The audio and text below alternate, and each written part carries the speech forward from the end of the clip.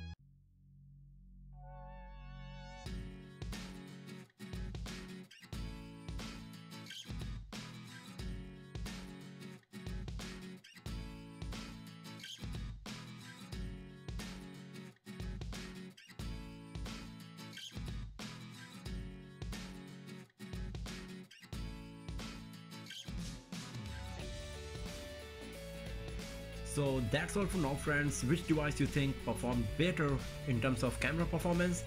Feel free to share your feedback and thoughts in the comment section below, and do not forget to subscribe the channel for more videos, tips and tricks and hands-on reviews like this. I'll see you guys next time in another video. Have a nice day.